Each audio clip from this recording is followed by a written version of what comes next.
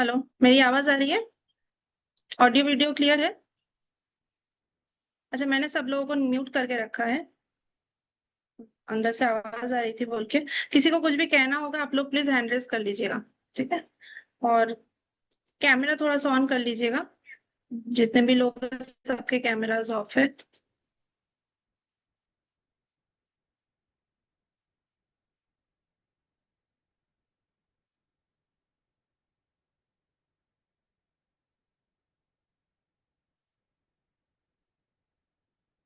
चलिए, नमस्कार सभी को। स्वागत है आप सबकी आज के सेशन में। और बाकी सब लोग भी कैमरा ऑन कर लीजिए। थोड़ा सा अच्छा दिखता है कैमरा ऑन रहने से।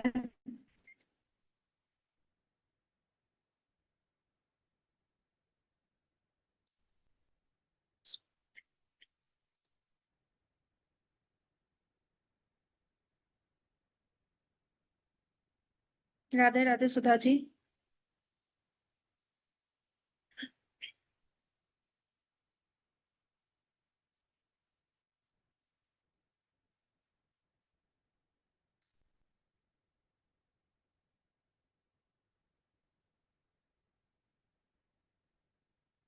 मैंने अनम्यूट करने का ऑप्शन दिया है।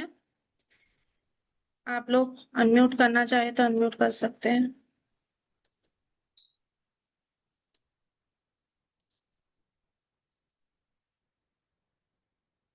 जिन लोगों के कैमराज ऑन है उन लोगों को मैंने ऑप्शन दिया है।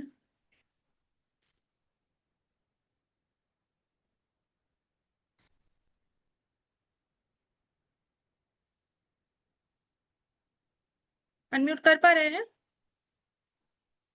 हाँ जी। तन्मय जी, शीला जी, सब लोग नहीं हो पा रहे हैं। विवान जी को दिया ना मैंने अनम्यूट करने का ऑप्शन दिया, देखिए। जी जी जी हो गया। जी। अच्छा, किसी को कुछ भी पूछना होगा फिर हैंड रेज करेगा, क्योंकि मैंने स्टार्टिंग में म्यूट ऑल कर दिया था तो शायद अनम्यूट नहीं हो पाएगा अभी से। ऑल अनम्यूट ऑल नहीं कर पा रही हूँ मैं यहाँ से। ठीक है। तो चलिए आज का सेशन स्टार्ट करते हैं। और हमारा जो टॉपिक है वो भृगुनंदी नाड़ी है। ठीक है। नाड़ी ज्योतिष के ऊपर हम लोग पढ़ेंगे। तो इसलिए सबसे पहले हम महर्षि भृगु जी को और महर्षि नंदी जी को प्रणाम करते हुए आज की क्लास स्टार्ट करेंगे।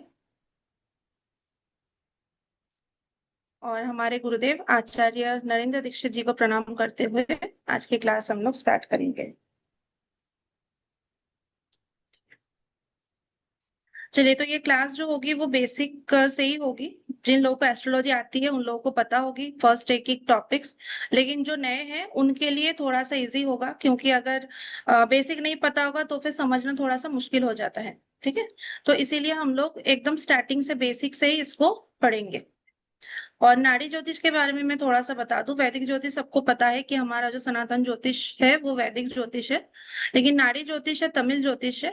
और ये ऋषियों की देन है, जहाँ पे सप्त ऋषि है। और महर्षि भृगु जी महर्षि नंदी जी की जो वाद संवाद है, ठीक है, उसका जो निष्कर्ष है, कुछ सूत्र है जिन सूत्रों के द्वारा हम लोग कुछ छोटे छोटे सूत्र के द्वारा हम लोग प्रेडिक्शन सीखेंगे। ठीक है। बहुत गहरी चीजें नहीं है कि समझ में नहीं आएगी। बहुत आसान सा सूत्र है। पर उसको समझने के लिए पहले थोड़ा सा बेसिक समझना जरूरी है, इसलिए हम बेसिक को पढ़ेंगे फिर।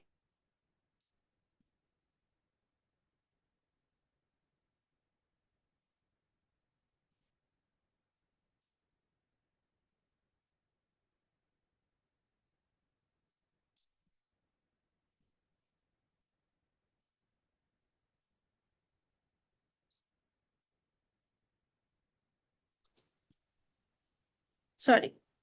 ओके। तो मैं ये बोल रही थी कि कुछ छोटे छोटे सूत्र हैं जिसके बेसिस पे हम लोग प्रेडिक्शन सीखेंगे। तो सूत्र को कैसे लगाना है उसके नियम सीखेंगे। और जो लोग एकदम नए हैं उनके लिए हम क्या करेंगे, पहले बेसिक्स मतलब जो हमारी 12 भाव होती है, कुंडली को कैसे रीड करनी है। ठीक है।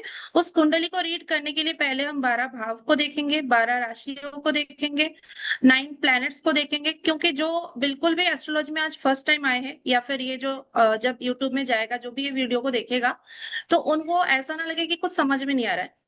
हम लोग एकदम बेसिक से इसलिए स्टार्ट करते हैं। और किसी को कुछ भी क्वेरी होगी आप लोग हैंड रेज करिएगा। ठीक है। मैं स्क्रीन शेयर करके आप लोगों को जो भी हो है टॉपिक उसके बारे में पढ़ाना स्टार्ट करती हूँ।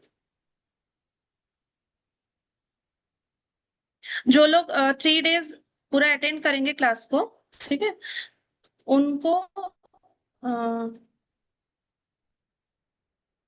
उनको ये जो कोर्स कंटेंट है वो मिल जाएगा।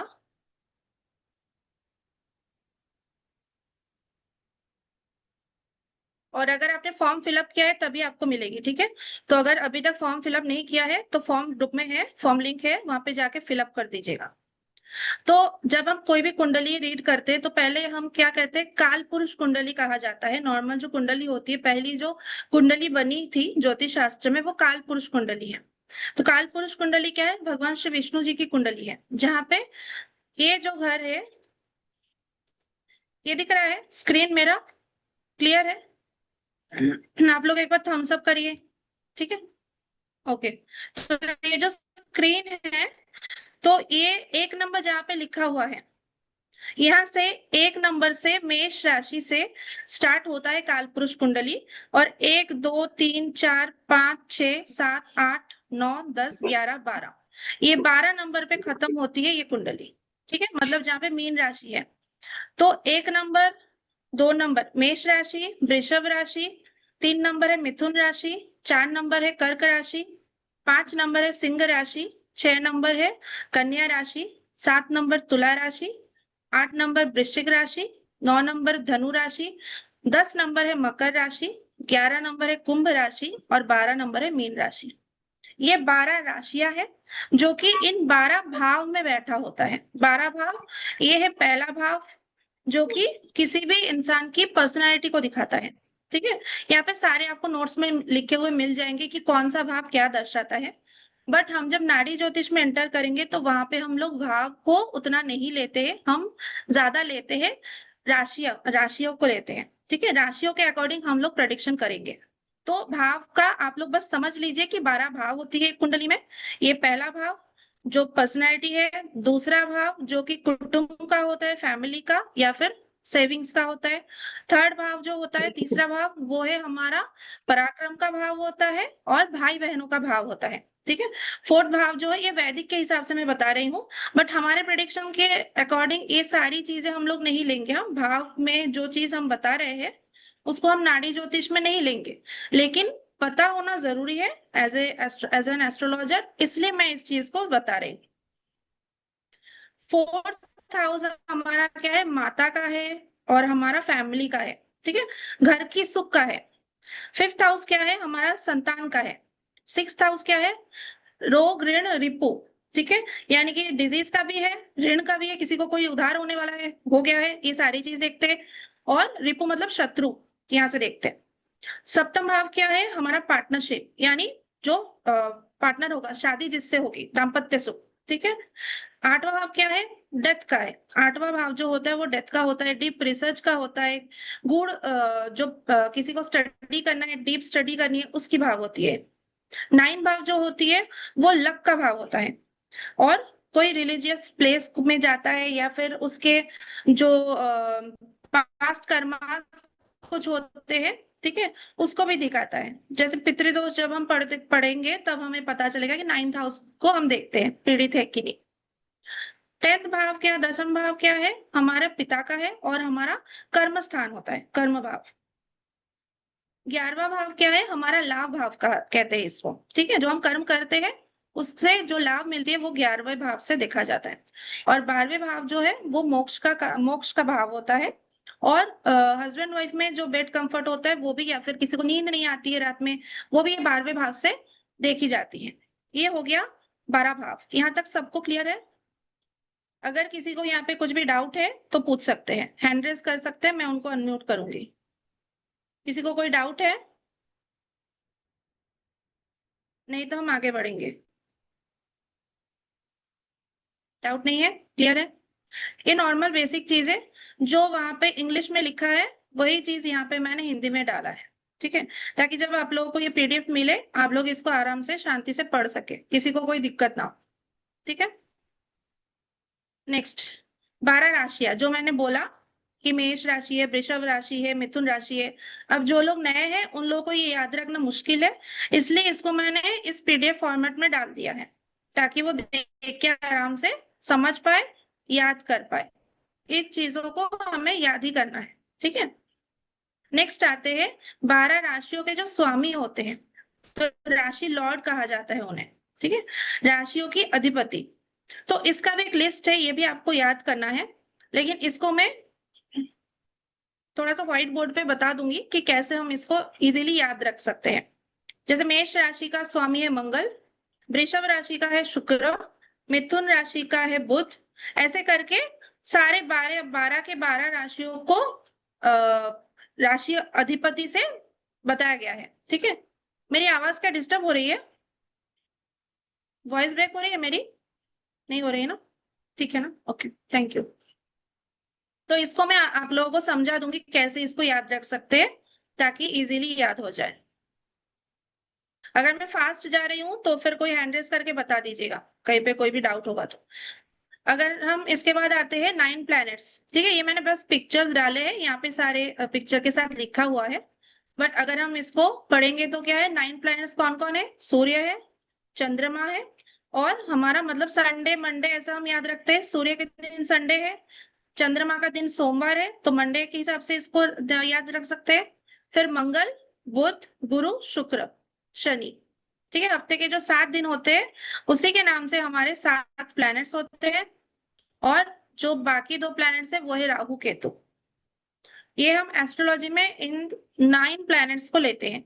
बाकी आपको जब हम चार्ट एनालिसिस करेंगे वहां पे आपको यूरेनस, प्लूटो, नेपच्यून ये भी प्लैनेट्स दिखेंगे, बट वो प्लैनेट्स हम लोग नहीं लेंगे क्योंकि मानव जीवन पे उनकी कोई इफेक्ट नहीं होती है, ठीक है। उनकी मूवमेंट इतनी स्लो होती है कि हमारे जीवन पे उसका कोई असर नहीं पड़ता, ठीक है। इसके बाद हम क्या करेंगे, राशि तत्वों को जानेंगे, क्योंकि राशि तत्वों का अगर हम जान लेंगे तो फिर हमें प्रेडिक्शन में थोड़ा सा इजी होगा, ठीक है। यहाँ से थोड़ा सा ध्यान दीजिएगा, क्योंकि ये पॉइंट से हम लोग बहुत छोटे छोटे प्रेडिक्शन को याद रखने के लिए ये राशि तत्व हमें याद रखना बहुत जरूरी है। कैसे, वो मैं एक एग्जांपल के साथ बताती हूँ। पहले बता दूं कि राशि तत्व है हमारे पंच तत्व है, हम सब जानते हैं, ठीक है। हमारे पंच तत्व क्या क्या है? अग्नि, जल, वायु, पृथ्वी और आकाश, ये पंच तत्व है। लेकिन राशियों को जब बांटा गया, 12 राशि है, तो 4 तत्वों में बांटा गया, अग्नि तत्व में, पृथ्वी तत्व में, वायु तत्व में और जल तत्व में। जो आकाश तत्व है वो हर राशि में शामिल होता है, ठीक है। आकाश तत्व को अलग से कोई राशि नहीं मिली, क्योंकि आकाश तत्व क्या है, प्राण शक्ति है। जब प्राण बनता है तो उसमें आकाश तत्व का होना जरूरी है, तो हर राशि के साथ आकाश तत्व मिली हुई होती है, इसलिए उसका अलग से कोई राशि नहीं है। तो पहले अगर हम देखेंगे अग्नि तत्व वाली राशियां कौन कौन सी है, मेष, सिंह, धनु, मतलब 1, 5, 9। यहाँ पे भी आप देखेंगे तो 1, 5, 9 ये जो है ये अग्नि तत्व में आती है, ठीक है। दूसरा, पृथ्वी तत्व में कौन आता है, 2, 6, 10, 3 राशियों को बांटा गया है, ठीक है। वायु तत्व में आता है 3, 7, 11, और जल तत्व में आता है 4, 8, 12। इसको कैसे याद रख सकते हैं? पहला आपको अग्नि तत्व याद रखना है कि 1, 5, 9 ऐसे ट्रायल मतलब त्रिकोण बनता है, ठीक है।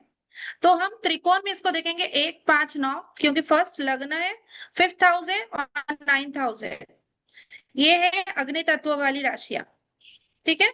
मेष राशि, सिंह राशि और धनु राशि। सेकंड, उसके बाद अग्नि के बाद आता है पृथ्वी, जो कि 2, 1 के बाद 2 आया, 5 के बाद 6 आएगा और 9 के बाद 10 आएगा, ठीक है। ऐसे करके हम इसको सर्किल मतलब इसको हम घुमाएंगे तो फिर इसको याद रखना इजी होता है, ठीक है। उसके बाद वायु तत्व में 3 आएगा, 2 हो गया, पृथ्वी में तो 3 आएगा, और यहाँ पे हमारा 7 आएगा, यहाँ पे हमारा 11 आएगा। और लास्ट में जल तत्व में कौन आएगा, 3 हमारा वायु तत्व में गया तो 3 के बाद 4 आएगा, फिर 7 के बाद 8 आएगा और 11 के बाद हमारा 12 आएगा, ठीक है। तो इसको इजी वे में हम ऐसे याद रख सकते हैं। यहाँ तक सबको क्लियर है? किसी को कुछ डाउट है या फिर मैं ज्यादा फास्ट बोल गई तो बता सकते, क्योंकि ये बेसिक है इसलिए मैं थोड़ा सा फास्ट जा रही हूँ ताकि आप लोगों को ज्यादा टाइम इस पे ना लगाना पड़े। बाकी रिकॉर्डिंग रहेगी, ठीक है, रिकॉर्डिंग हो रही है तो आप लोग को रिकॉर्डिंग मिल जाएगी। कुछ भी डाउट होगा तो आप फिर नेक्स्ट क्लास में, कल की क्लास में पूछ भी सकते हैं।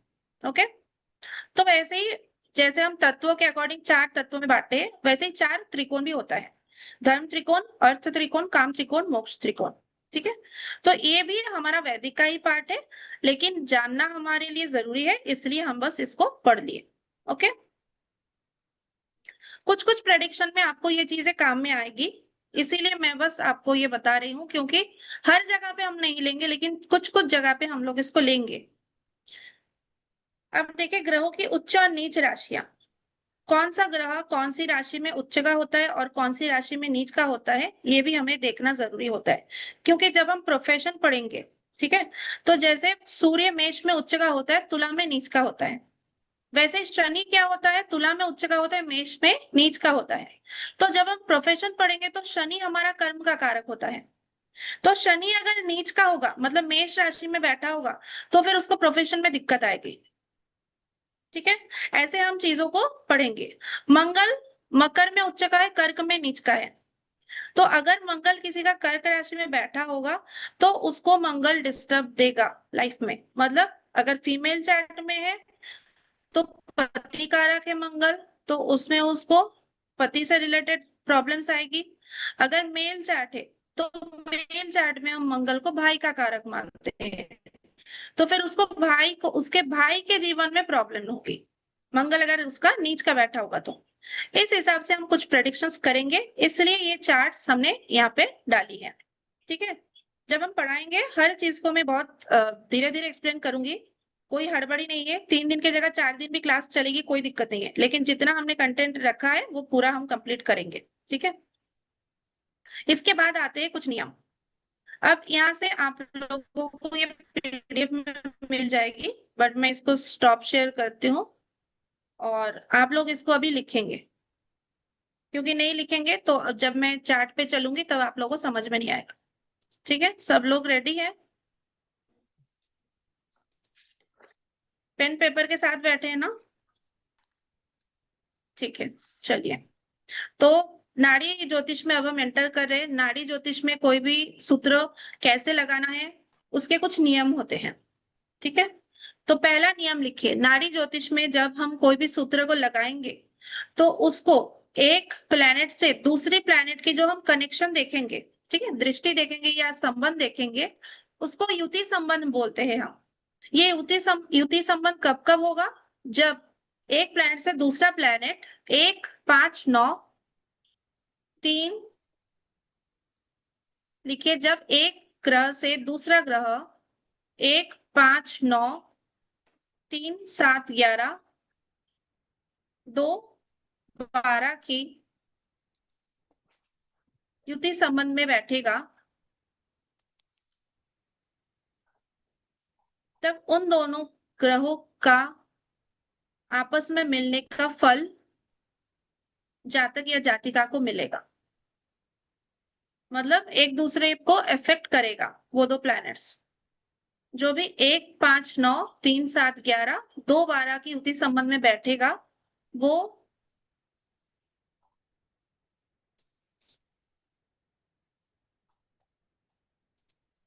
एक दूसरे को फल देगा।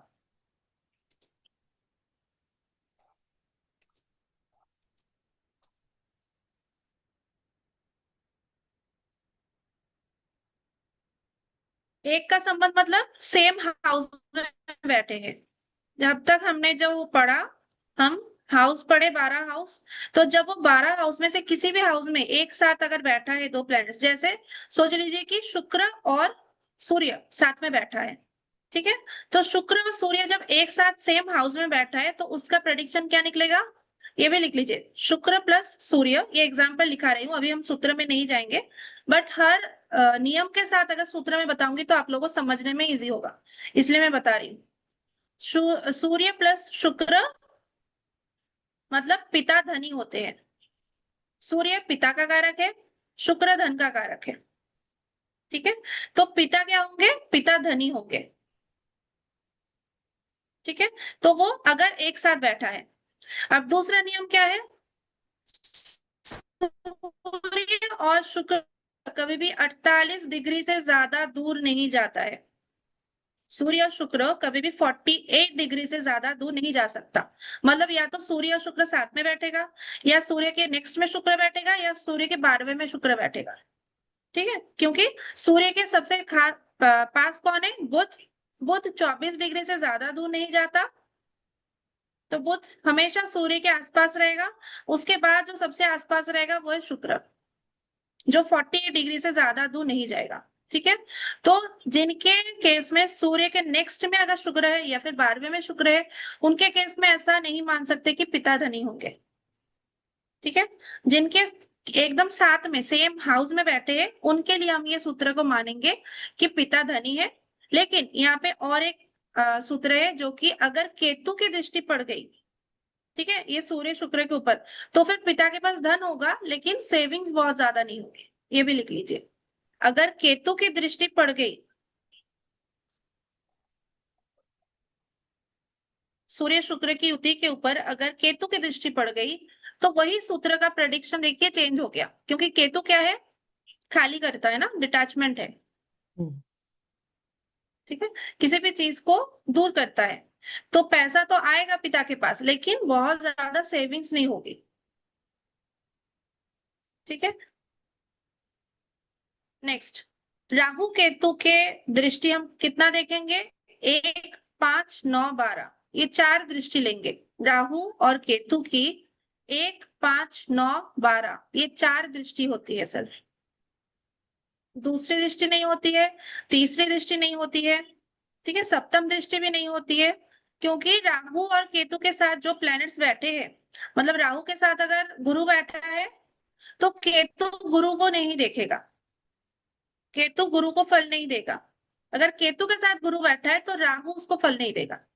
तो आपस में आमने सामने होता है राहु केतु, हमेशा सप्तम में होता है एक दूसरे के।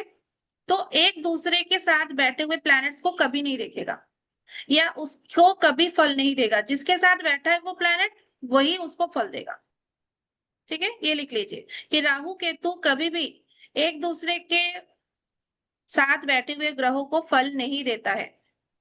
ये सारे मैं नियम लिखवा रही हूं ताकि जब आप प्रेडिक्शन पे आए तब आप लोगों को चीजें क्लियरली समझ में आए।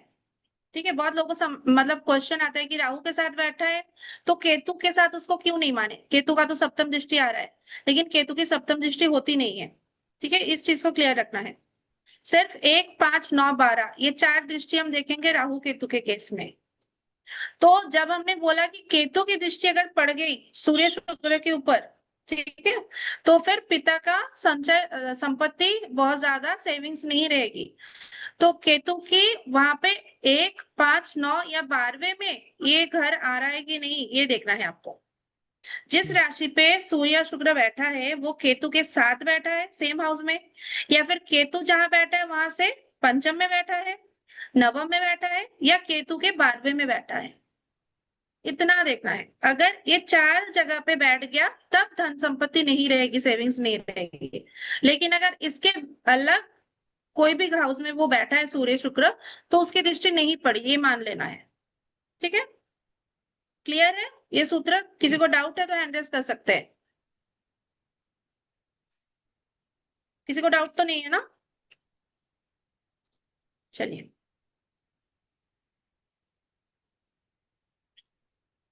नेक्स्ट, राहु केतु हमेशा उल्टा चलता है। राहु केतु हमेशा उल्टा चलता है, मतलब अगर हम 1 से 12 तक, बाकी 7 प्लैनेट्स का मूवमेंट होता है, 1, 2, 3, 4 ऐसे करके वो 12 राशि तक, 12 नंबर राशि तक चलता है। और राहु केतु क्या है, जहां बैठा है वहां से उल्टा काउंटिंग होता है उसका। अगर 12 पे राहु बैठा है तो वो कैसे आएगा, उसका काउंटिंग कैसे होगा? पीछे से होगा। ठीक, 12, 11, 10, 9, 8, 7, 6, 5, 4, 3, 2, 1 ऐसे करके वो देखेगा। तो उसके आने के पथ में जो भी आएगा प्लैनेट्स 1, 5, 9, 12 में, उसको वो इफेक्ट देगा। ठीक है, तो इसको आप और एक चीज लिख लीजिए कि राहु केतु 30 डिग्री से 0 डिग्री तक चलता है, क्योंकि वो उल्टा चलता है, तो वो 30 डिग्री से 0 डिग्री तक चलता है। और बाकी जो 7 प्लैनेट्स है वो 0 डिग्री से 30 डिग्री तक चलता है। ठीक है, इसको मैं क्यों बता रही हूँ वो मैं बताती हूँ एग्जाम्पल के साथ। यहाँ तक क्लियर है? बाकी 7 प्लैनेट क्या चलता है, 0 डिग्री से 30 डिग्री, और राहु केतु 30 डिग्री से 0 डिग्री चलेगा। इसका मतलब क्या हुआ, जब कोई भी घर पे आपको दिखेगा कि राहु 4 डिग्री का है, ठीक है, तो इसका मतलब क्या है, अगर सोचिए मंगल 4 डिग्री का है किसी भी हाउस पे, तो हम क्या बोलते हैं, मंगल जस्ट एंटर किया है उस हाउस पे, ठीक है, मंगल हो, सूर्य हो, चंद्रमा हो, कोई भी हो, हम क्या बोलते हैं, थर्ड से अगर फोर्थ पे वो जस्ट एंटर किया, अगर वो फोर्थ पे 4 डिग्री का बैठा है या 3 डिग्री का बैठा है, ठीक है। लेकिन राहु केतु के केस में क्या होगा, उसने उस घर के फल को भोग लिया है, क्योंकि 30 डिग्री से 4 डिग्री तक वो चल चुका उस घर में, तो उसने उस घर के फल को भोग लिया है। अब वो क्या करेगा, नेक्स्ट घर को फल देगा। नेक्स्ट मतलब वो उल्टा चल के जिस तरफ आ रहा है उसमें नेक्स्ट, ठीक है, पीछे वाला नहीं। राहु केतु क्योंकि यहाँ से जाएगा, उल्टा जाएगा, 12 से लेके आएगा, तो फिर वो उसके नेक्स्ट घर को फल देगा, वहां पे जो प्लैनेट्स बैठे होंगे वहां पे वो फल देना चालू करेगा, ठीक है। ये हो गए कुछ इंपॉर्टेंट नियम। अब इसी के बेसिस पे हमारी सारे सूत्र को लगाना हम चालू करेंगे। कुछ पूछना है आलोक जी को? हैंड्रेस आप यस। लोग ना रिएक्शन में कर लीजिएगा। हाँ बोलिए, बोलिए पूछिए। राहुल, राहुल लाइक वो रिवर्स में फल देता है, राइट? तो लेट्स से अगर वो 10th हाउस में अज्यूम लाइक 3 डिग्री पे है वो, तो देन उसका जो इफेक्ट रहेगा वो 11 पे रहेगा या फिर 9 पे रहेगा? लाइक वो 10th हाउस में है कितना वो, डिग्री का होगा 10th में? लेट्स से 4 डिग्री का है वो, ओके। हाँ।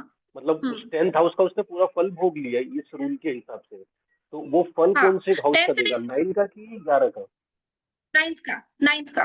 वो उल्टा आएगा ना, अच्छा, वो 10 से रिवर्स 11 नहीं रिवर्स। जाएगा। मंगल होगा, सूर्य होगा, तो वो 10 से 11 जाएगा।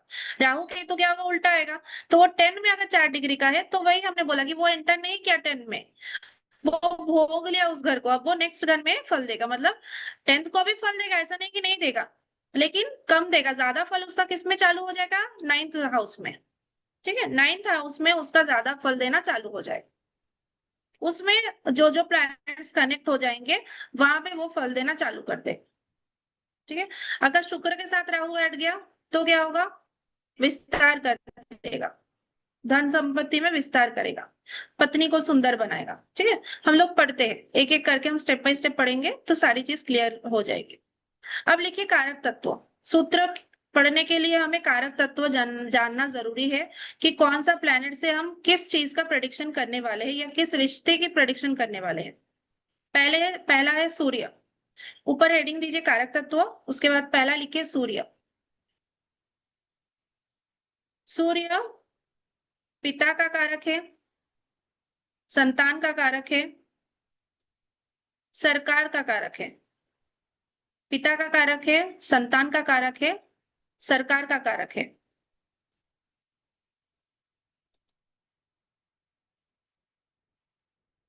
ठीक है।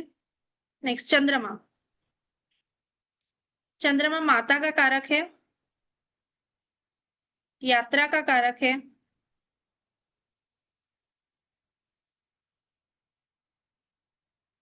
बड़ी बहन, बड़ी बेटी का कारक है।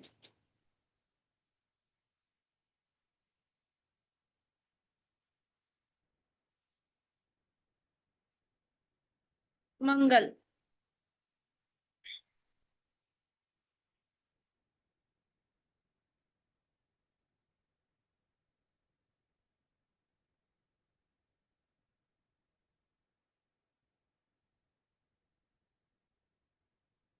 मंगल अगर मेल चार्ट में हम देखेंगे तो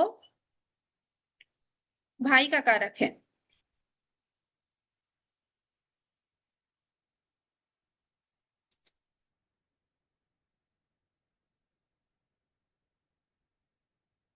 फीमेल चार्ट में पति का कारक है।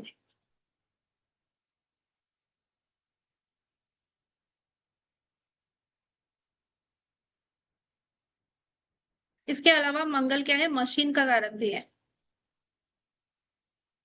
क्योंकि जब हम प्रोफेशन पढ़ेंगे तब हमें ये कारक तत्व याद रखने होंगे, ठीक है। इसके बाद है बुध। बुध क्या है, छोटे भाई बहन का कारक है। छोटा भाई छोटा बहन, छोटी बहन। मामा।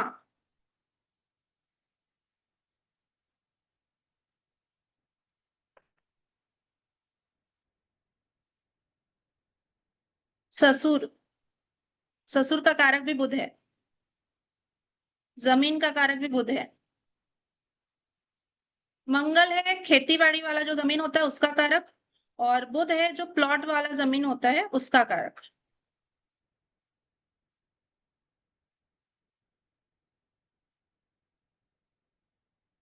विवान जी, जो उच्च नीच के अलावा जो राशि में बैठेंगे ना, वो नॉर्मल फल देते हैं, मतलब न्यूट्रल होते हैं। उच्च वाले राशि में अगर कोई बैठा है तो वहां पे प्लैनेट सबसे ज्यादा बलवान होता है। उच्च उच्च राशि में बैठा हुआ जो प्लैनेट है वो सबसे बलवान होता है। जो प्लैनेट स्व राशि में बैठा है, ये आप लोग लिख सकते हैं। ठीक है, ये इंपॉर्टेंट पॉइंट है, इसलिए मैंने मैसेज देखा तो आपको बता दिया। जो उच्च राशि में बैठा होता है प्लैनेट, वो सबसे ज्यादा बलवान होता है। जो स्व राशि में बैठा होता है, यानी कि जो मैंने कहा कि राशि लॉर्ड होते हैं, उसको मैं दिखा दूंगी, ठीक है।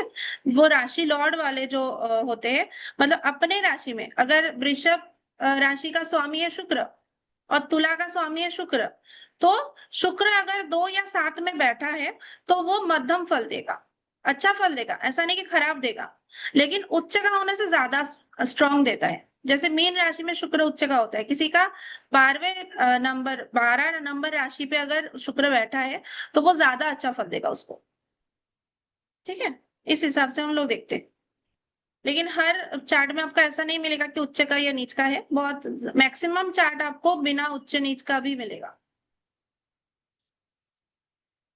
अच्छा, बुध लिखा है ना, इसके बाद हाँ, बुध क्या होता है, प्रेमी या प्रेमिका भी होती है, दोस्त मित्र होता है।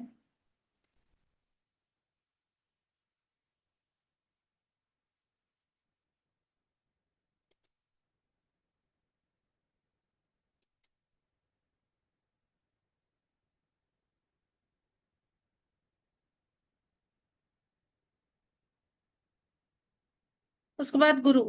जुपिटर क्या है, जीव कारक है। जो भी हम प्रेडिक्शन करेंगे वो गुरु को हमेशा जीव कारक मान के ही करेंगे। ठीक है, मेल चार्ट में गुरु जीव कारक होता है, और फीमेल में गुरु भी जीव कारक होता है, साथ में शुक्र को भी जीव कारक मानते हैं फीमेल चार्ट में। ओके, तो शुक्र फीमेल में जीव कारक है, गुरु मेल में जीव कारक है। और शुक्र क्या है, वाहन का कारक है, व्हीकल। व्हीकल का कारण है, मकान का कारक है, धन संपत्ति का कारक है, और पत्नी का भी कारक है।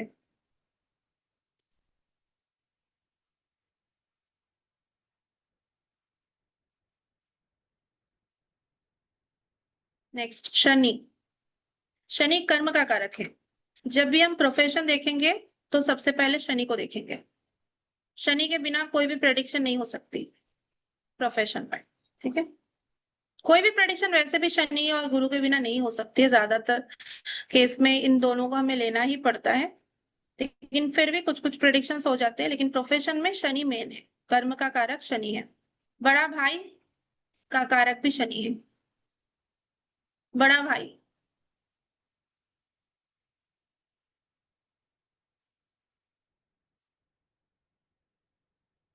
और क्या है, शनि धर्म का कारक भी है।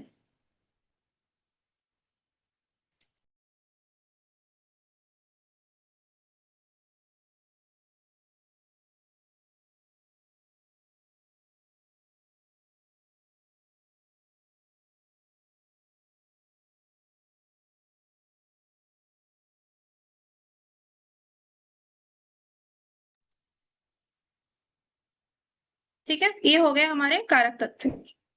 और राहु जो है वो दादा का कारक है। जो हमारे पूर्वज है वो हम राहु से देखते हैं। और केतु क्या है, नाना का कारक है। जो हमारा ननिहाल पक्ष है उसको हम केतु से देखते हैं। अच्छा, केतु भी सरकार का कारक है, मतलब सरकारी जो भी काम होते हैं वहां पे केतु का सपोर्ट चाहिए, तो सरकार सरकारी काम में सहायक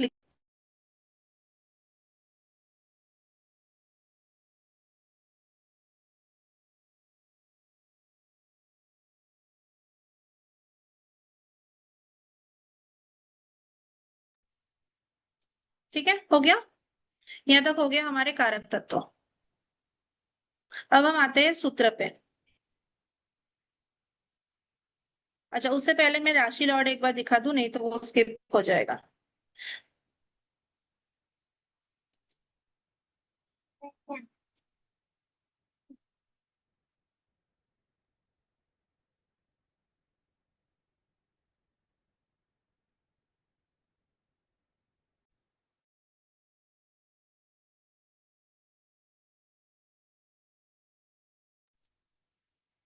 हाँ, दिख रहा है ना व्हाइट बोर्ड?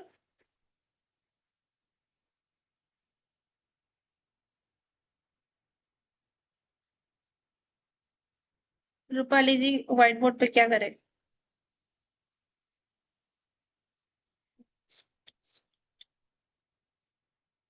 अच्छा,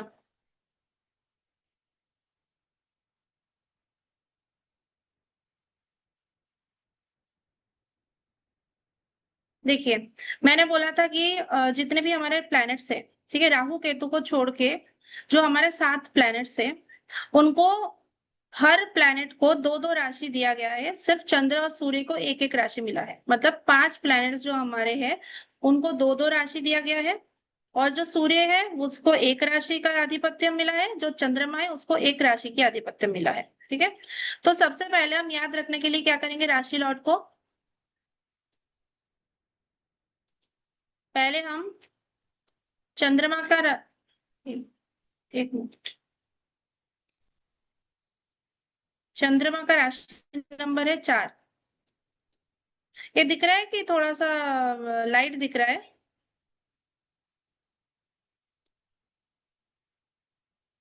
अभी दिख रहा है? कोई ऐसे करके बताइए, दिख रहा है कि ऐसा नहीं दिख रहा है? दिख रहा है? Okay, thank you. अच्छा, तो 4 नंबर है। हम काउंटिंग कहाँ से स्टार्ट करेंगे राशि लॉर्ड को याद रखने के लिए? 4 और 5 से, क्योंकि 4 और 5 ऐसे हैं जिनको 1-1 राशि मिली है। ठीक है, चंद्रमा को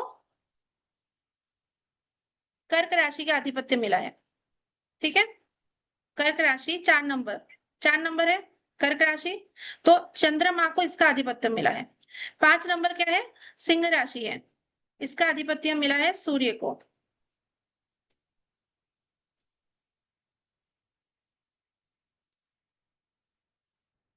ठीक है, इसके बाद हम क्या करेंगे, 5 के बाद कौन आता है?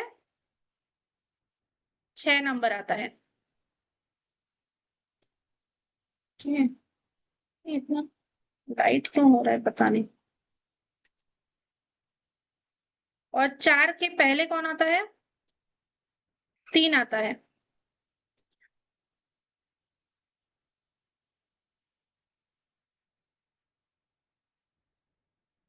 ये व्हाइट बोर्ड पे थोड़ा सा आप लोग इसको समझ लीजिएगा, मैं बता देती हूँ, क्योंकि यहाँ पे राइटिंग थोड़ा सा गड़बड़ होता है। मैं ये 2 है सूर्य के सबसे पास है, 3 और 6। 4 चंद्रमा को मिली, 5 सूर्य को मिला। अब 5 के बाद आया 6 और यहाँ पे 4 से पहले आया 3, तो ये सूर्य के सबसे नजदीक है। तो सबसे नजदीक कौन है? बुध है, मर्क्यूरी। ठीक है, तो 3 और 6 जो है, माधुरी जी क्या कर रहे हैं स्क्रीन पे? स्क्रीन पे ऐसे ये मत करिए, आप लोगों को ही दिक्कत होगी। ठीक है, 3 और 6 बुध को मिला है। 6 के बाद आता है 7 और 3 से पहले आता है कौन? 2। ठीक है, तो 2 और 7 कौन है? शुक्र है इसके राशि लॉर्ड, क्योंकि सूर्य के मैंने सबसे पास किसको कहा था? बुध को। उसके बाद कौन था? शुक्र। 24 डिग्री से ज्यादा दूर बुध नहीं जा सकता। हर नियम को मैंने बोला था जब हम पढ़ेंगे तो बाकी चीज को याद रखने में आपको इजी होगी। तो इसीलिए 24 डिग्री से ज्यादा दूर नहीं जाता, तो सबसे पहले आया बुध, तो 3 और 6 बुध आपको याद रहेगा। ठीक है, इसको बस बढ़ाना है और इसको यहाँ से घटाना है नंबर्स को, इतना आपको याद रखना है। फिर आया शुक्र बुध के बाद, फिर 7 के बाद कौन आएगा? 8। ठीक, और यहाँ पे कौन आएगा? 1। 2 से पहले कौन आता है? 1 आता है। तो 1 और 8 इन दोनों का राशि लॉर्ड है मंगल। मेष राशि और वृश्चिक राशि इन दोनों राशि का राशि लॉर्ड है मंगल। ठीक है। उसके बाद 8 के बाद कौन आएगा? 9। 9 आएगा। और यहाँ पे 1 से पहले कौन आएगा? 12। तो 9 और 12 इन दोनों के राशि लॉर्ड कौन है? गुरु है, जुपिटर। सोलर सिस्टम में जैसे हमारे प्लैनेट्स है वैसे ही आपको ये चीज याद रखने में इजी होगा। सबसे पास है बुध, उसके बाद है शुक्र, उसके बाद है मंगल, उसके बाद है गुरु, उसके बाद लास्ट में आता है शनि। शनि को कौन से 2 राशि मिली है? 9 के बाद यहाँ पे आया 10 और 12 से पहले यहाँ पे आया 11। तो ये 2 राशि मिली है शनि को, क्योंकि शनि एक राशि में 2.5 साल चलता है। सबसे धीमा प्लैनेट है शनि। ठीक है, सैटर्न है सबसे धीमा प्लैनेट। तो 10 और 11 है मकर राशि 10 नंबर, 11 नंबर कुंभ राशि। ये दो राशियों की राशि अधिपति है शनि। फिर से कौन कर रहा है? आप लोग प्लीज व्हाइट बोर्ड पे मत करिए, आप लोगों को ही समझने में दिक्कत होगी फिर। तो चंद्रमा को कर्क राशि मिली, सिंह का अधिपत्य मिला सूर्य को, बुध को मिला 3 और 6 मतलब मिथुन और कन्या इन दोनों का अधिपत्य मिला। इन दोनों का राशि लॉर्ड है बुध। 2 और 7 मतलब वृषभ और तुला इन दोनों का राशि लॉर्ड है शुक्र। 1 और 8, 1 मतलब मेष राशि, 8 मतलब वृश्चिक राशि, इन दोनों का राशि लॉर्ड है मंगल। 9 और 12 मतलब मीन राशि 12 नंबर, 9 नंबर है धनु राशि, इन दोनों का है जुपिटर गुरु। और 10 और 11 में आपको शनि इसका राशि लॉर्ड है। हरि सिंह जी क्या मैसेज डाले? ओनली व्हाइट बोर्ड मतलब? 1 मिनट, आपको मैं अनम्यूट करती हूँ। क्या पूछे? हाँ अभी दिख नहीं रहे आप, व्हाइट बोर्ड दिख रहा है। हाँ व्हाइट बोर्ड ही दिखेगा। अभी मैं व्हाइट बोर्ड ही शेयर कर रही हूँ ना। अभी मैं जब बंद करूंगी तब आ जाएगा मेरा चेहरा। ठीक है। ये क्लियर दिख रहा है ना? व्हाइट बोर्ड तो क्लियर दिख रही है ना? हाँ जी जी जी, ओके। हाँ, तो यहाँ तक सबको क्लियर है? किसी को कुछ डाउट तो नहीं है ना? कोई डाउट है तो हैंड रेज कर सकते हैं।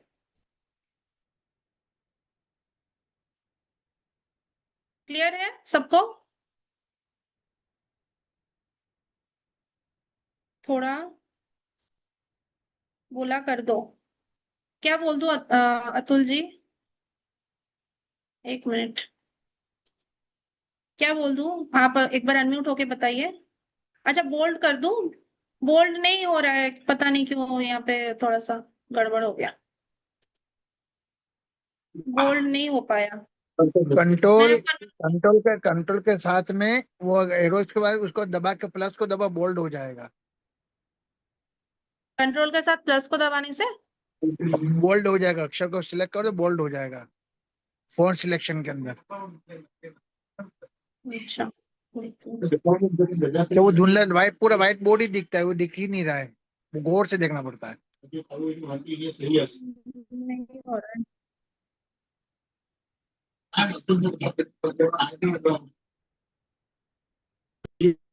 अभी हो रहा है? इसको फिर ओवरराइट करेंगे तो गड़बड़ नहीं दिखेगा फिर?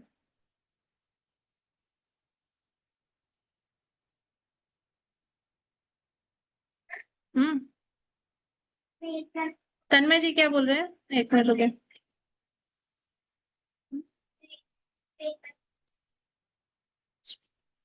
बोलिए तन्मय जी। ये जहाँ पर पेंसिल वाला जो सिंबल बना हुआ है, यहाँ से आप बना रही हैं, उसके नीचे जब जाएंगे तो 3 डॉट लिख बने हाँ हुए स्टाइल। ठीक है, स्टोक स्टाइल। अच्छा, हाँ इसको मिला। जब, हाँ, तो उस पर करेंगे तो थिकनेस उसकी 29 पिक्सल की एकदम मैक्सिमम कर दीजिए। तो ये देखिए जैसे ये आ रहा है, इस तरह से डार्क लाइन आ जाएगी। अच्छा ओके। ओवरराइट हो रहा है।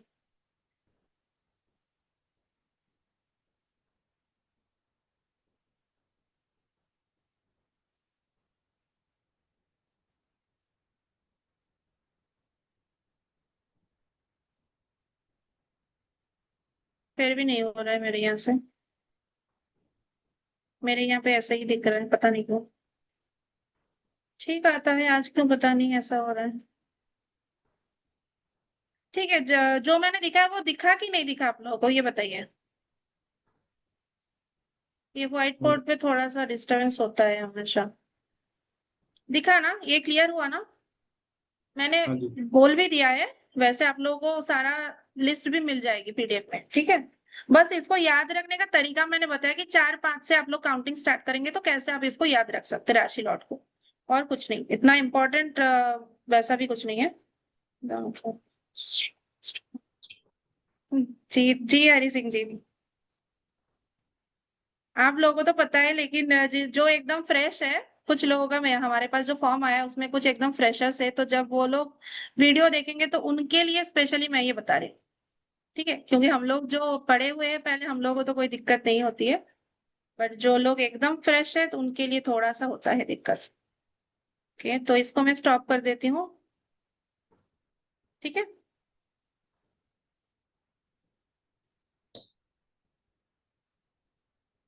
चलिए, हो गया, राशि लॉट पढ़ ली। अब हम आएंगे सूत्र पे, सूत्र पढ़ेंगे। लिखिए, अभी आप लोगों को लिखना ही है, ठीक है। सूत्र लिखिए। अगर मंगल के साथ शुक्र बैठा हो साथ में, साथ में मतलब 1 5 9 3 7 11 2 12, जब जब हम बोलेंगे कि साथ में बैठा है तो आप लोगों को समझ लेना है कि युति संबंध में है, ठीक है। युति संबंध मतलब राहु केतु को छोड़ के 1 5 9 3 7 11 2 12, ये है युति संबंध। और राहु केतु के बारे में जब भी हम बोलेंगे कि राहु केतु सूर्य से कनेक्टेड हो गया, चंद्रमा से कनेक्टेड हो गया, तो फिर हम क्या देखेंगे, 1 5 9 12, बस ये 4 दृष्टि देखेंगे, ठीक है। इसको ध्यान में रखिएगा। तो जब सूर्य सॉरी मंगल और शुक्र युति संबंध में होगा तो उसका मतलब क्या होगा, पति धनवान होता है। मंगल पति का कारक, ये फीमेल चार्ट में बोल रहे हैं। हाँ, अगर फीमेल चार्ट में जब हम पति बोलेंगे तब आपको समझ लेना है कि वो फीमेल चार्ट के लिए बोल रहे हैं। जब हम भाई बोलेंगे तब आपको समझ लेना है कि वो मेल चार्ट के लिए है, क्योंकि हमने पहले लिखवा दिया है कारक तत्व में कि मेल चार्ट में मंगल का कारक भाई होता, मतलब मंगल भाई का कारक होता है और फीमेल में पति का कारक होता है, ठीक है। तो पति धनवान है, और अगर मेल चार्ट देख रहे हैं तो भाई धनवान होगा, जो छोटा भाई होगा। मतलब मैं जीव कारक हूं, मैं गुरु हूं, ठीक है। मेरे बाद जो सबसे पहला भाई है वो है मंगल, वो होगा धनी, अगर मंगल शुक्र के साथ कनेक्टेड हो गया। उसके बाद अगर बुध है, बुध क्या है, छोटा भाई या छोटी बहन है, तो बुध और शुक्र हो गया कनेक्टेड, तो फिर बुध प्लस शुक्र होने से क्या होगा, छोटा भाई या छोटी बहन जो रहेगी वो धनी होगी या धनी होगा। वो मेल फीमेल दोनों में सेम है, लीजिए। मेरी वॉइस क्लियर है ना? क्योंकि मुझे ये नेटवर्क अनस्टेबल दिखा रहा है। क्लियर है?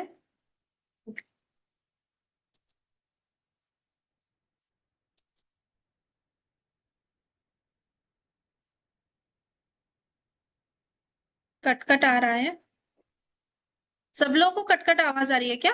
अतुल जी बोल रहे हैं कटकट आ रही है, नेटवर्क इशू हो रही है क्या? नहीं हो रही है ना? ओके, ठीक है, थैंक यू।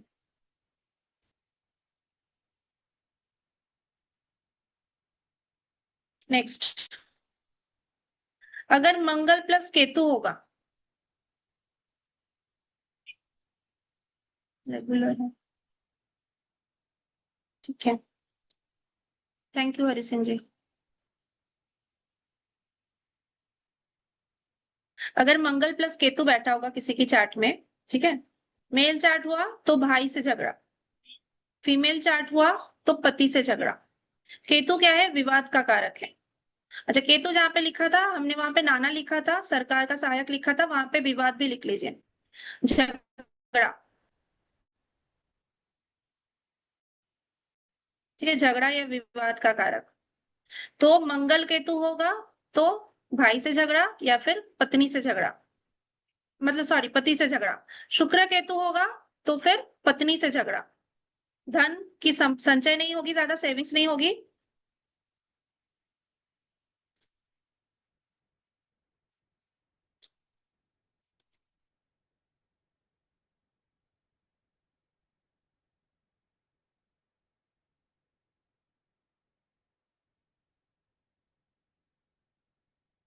ठीक है, पत्नी झगड़ा और धन की संचय नहीं होगी, ज्यादा सेविंग्स नहीं होगी। जिनकी शुक्र केतु चार्ट में आपको दिखेंगे कनेक्टेड है 1 5 9 12 की युति में, उनका ज्यादा संपत्ति संचय नहीं रहता है। अगर पैतृक संपत्ति भी होता है वो भी एक समय में ऐसा होता है कि खाली होने लगता है। ठीक है, या फिर अगर पति के पास बहुत संपत्ति है लेकिन पत्नी उस हिसाब से सेविंग्स नहीं कर पाती है, वो ज्यादा खर्चा करने वाली है। गुरु केतु, गुरु से झगड़ा गुरु केतु नहीं, गुरु से झगड़ा नहीं है, गुरु केतु, गुरु हम यहाँ पे जीव कारक देखते हैं। ठीक है, गुरु केतु जिनके कुंडली में कनेक्टेड है, पहली चीज है वो उनकी लाइफ भी विवादित होती है। गुरु मतलब जीव कारक, गुरु यानी कि मैं, मतलब अगर मैं मेल हूं तो मैं, अगर मैं फीमेल हूं तो मैं शुक्र हूं। ठीक है, तो अगर आप गुरु है और आपके चार्ट में गुरु केतु साथ में बैठा है तो गुरु से झगड़ा होगा ऐसा नहीं। गुरु केतु क्या करता है, आध्यात्मिक बनाता है। ठीक है, गुरु केतु, गुरु प्लस केतु, इसका लिख लीजिए आंसर। गुरु प्लस केतु अगर है कनेक्टेड मीन्स आलोक जी युति सम्मत। बोला ना मैंने कि जब जब मैं बोलूंगी साथ में है, बैठे हैं, एक साथ है, तो क्या हमें देखना है, बाकी 7 प्लैनेट्स का हम क्या लेंगे, 1 5 9 3 7 11 2 12, और युति संबंध में राहु केतु से अगर किसी प्लैनेट को देख रहे हैं तो 1 5 9 12, ये 4 दृष्टि लेंगे। ठीक है, साथ में बैठा है तो एक, सेम हाउस में बैठा है तो एक की युति। ठीक है, पांचवें घर में बैठा है, राहु के तो उल्टा चलेगा तो आप उल्टा काउंट करेगा, लेकिन सीधा भी काउंट करेंगे तो पंचम में या नवम में होगा। ऐसे आएगा तो पंचम यहाँ होगा, नवम यहाँ होगा, और बाकी प्लैनेट से काउंट करेंगे तो यहाँ पंचम होगा या नवम होगा। तो 1 5 9 और 12, मतलब जहां बैठा है केतु उसके ठीक पीछे। ठीक है, उस घर में देखेंगे अगर गुरु बैठा है, केतु के साथ बैठा है, केतु से पंचम में, नवम में या 12वें में बैठा है, तो फिर क्या होगा, जातक जो है उसकी लाइफ बहुत ज्यादा विवादित होती है। एक तो वो आध्यात्मिक होगा, स्पिरिचुअल होगा। ठीक है, दूसरा है उसकी लाइफ बहुत ज्यादा विवादित होता है, मतलब उसको हर समय किसी ना किसी झंझट में वो मतलब पड़ जाएगा। बिना चाहते हुए भी उसकी लाइफ में कोई ना कोई ऐसा सिचुएशन आ जाएगा कि वो विवादित लाइफ ही उसको मिलेगी। ठीक है, ये चीज बहुत लोगों ने एक्सपीरियंस किया होगा जिनका गुरु केतु कनेक्टेड है। तो बिना रीजन के झमेले में पड़ जाना, या लोग उन्हें गलत ठहरा देते हैं, ब्लेम कर देते हैं, ये चीज उनकी कर्मा की वजह से, पास्ट लाइफ कर्मा की वजह से आती है कुंडली पे, गुरु केतु। ठीक है, और उसके साथ क्या होगा, गुरु केतु वालों को ऑपरेशन बहुत होते हैं, मतलब 1 2 ऑपरेशन तो होंगे होंगे ही होंगे, 1 2 ऑपरेशन तो होंगे ही होंगे, उसके अलावा ज्यादा भी हो सकते हैं, लेकिन 1 2 तो कंपलसरी है। ठीक,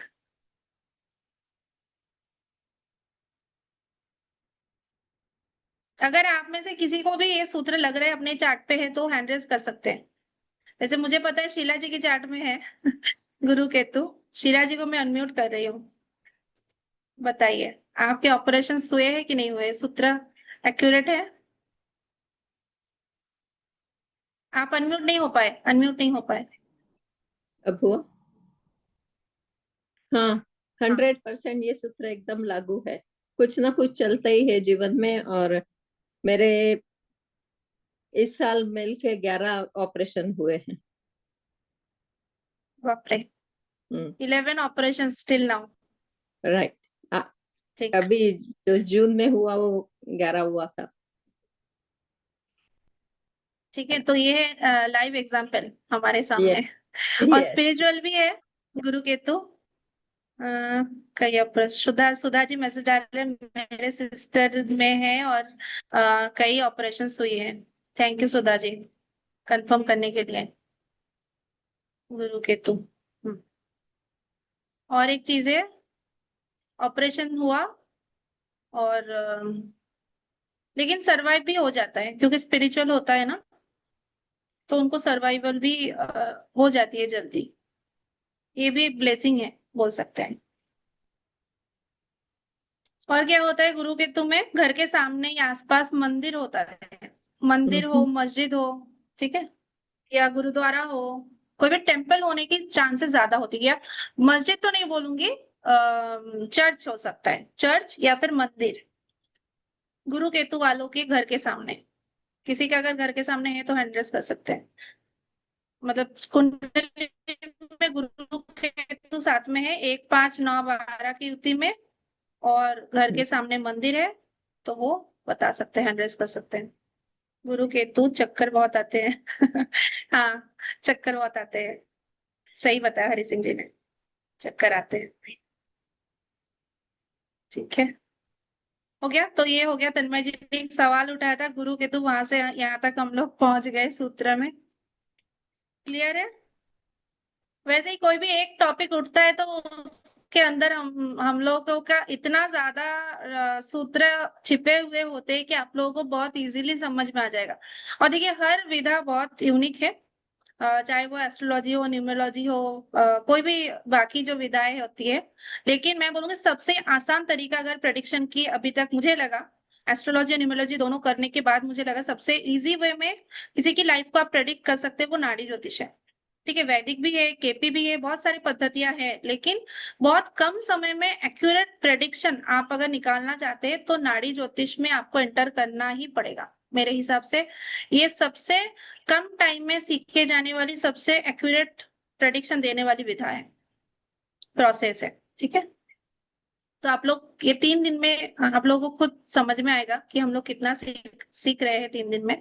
और उसके बाद आप लोगों के लिए एक फॉर्म जाएगा, तो वहां पे आप लोग बताना कि आप लोगों को 3 दिन में अटेंड करने के बाद कैसा लगा और कितना आप लोगों को कॉन्फिडेंस भी आया। ठीक है, हम लोग चार्ट एनालिसिस भी करेंगे, बट आज नहीं, कल से हम लोग चार्ट एनालिसिस करेंगे। आज बस सूत्र को लिखेंगे, कल से उसको दिखाएंगे। ठीक है, लाइव चार्ट में आप लोग भी लाइव चार्ट प्रेडिक्शन के लिए डाल सकते हैं। जो भी सूत्र हम लिखाएंगे उसके अकॉर्डिंग अगर किसी की कुंडली में ऐसा योग बना है तो वो चार्ट हम लोग यहाँ पे लाइव लेंगे। ठीक है, नेक्स्ट गुरु केतु हो गया, बुध केतु। बुध प्लस केतु अगर किसी की कुंडली में है, बुध केतु मतलब 1 5 9 3 7 11 2 12, तो जातक या जातिका जिसकी भी कुंडली में है उसको जीवन में प्रेम अवश्य होता है। ठीक है, प्रेम अवश्य होता है। और अगर 1 5 9 भाव में बैठा हो गुरु बुध केतु, तो फिर क्या होगा? कम एज में प्रेम हो जाता है। ठीक है, कम एज में मतलब पढ़ते पढ़ते युवा समय में, युवा लाइफ में ही, एकदम अर्ली एज में, यंग स्टेज में हो जाती है प्रेम। ठीक है, दूसरी बात, बुध केतु जिनके भी कनेक्टेड है, आलोक जी कुछ पूछना चाह रहे हैं?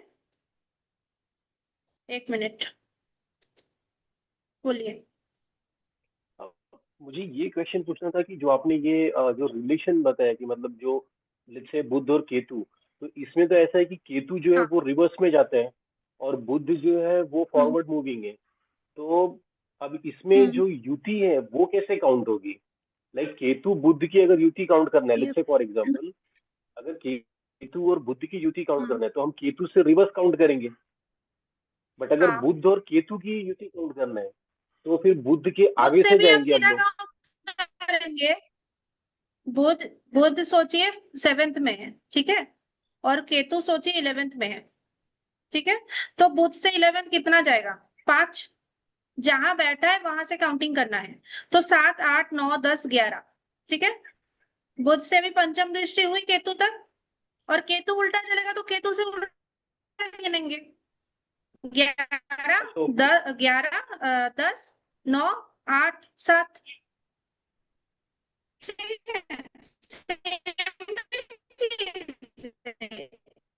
आप सीधा उल्टा गिनिए, आपकी आवाज सेम ब्रेक हो रही है। चीज है, बट वो बताने के लिए आवाज मैंने आपकी बता ब्रेक हो रही है। दिया, आप सीधा भी गिन सकते तो आपको वो नवम दृष्टि में मिलेगा।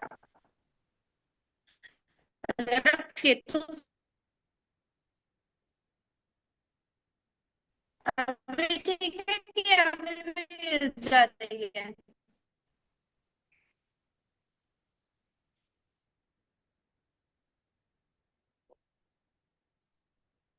आपकी आवाज ब्रेक हो रही थी, शायद आपकी बेटर।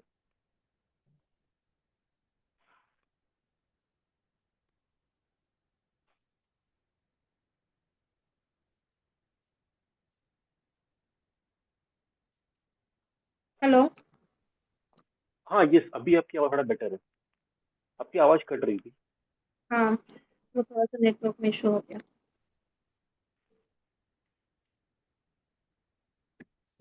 आई थिंक मैं जितना समझा तो आप ये बोल रहे हो कि हम लोग चाहे कि राहु से रिवर्स में काउंट करें या बुध से फॉरवर्ड में काउंट करें, दोनों का मतलब एक ही रहेगा। हाँ, सेम ही है। ओके। दोनों में आप कैसे भी काउंट करेंगे सेम ही आएगा। ठीक है, चीजें आपको सेम ही दिखेंगे, बस आपको काउंटिंग करना है कि कितना काउंटिंग में आ रहा है। अगर 1 5 9 12 का संबंध बन रहा है तो वो उसमें ही बनेगा। अगर 1 5 9 12 में नहीं आ रहा है तो फिर वो नहीं बनेगा संबंध। ठीक है, इतना क्लियर है? इसके अलावा और आपको कुछ चीज यहाँ पे नहीं देखना, मतलब बाकी प्लैनेट्स के जब हम 1 5 9 3 7 11 2 12 सब देखते हैं, यहाँ पे उतना नहीं देखना। यहाँ पे बस 1 5 9 12 ये 4 चीज देखनी है। ठीक है, चलिए नेक्स्ट। अगर गुरु के साथ बुध होगा, लैपटॉप पे थोड़ा सा इशू हो गया नेटवर्क का। Recording in progress.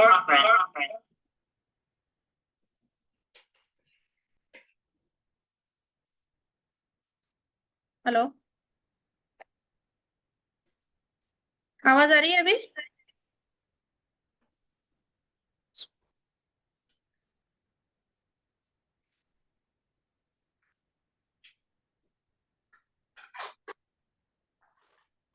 आवाज आ रही है ना?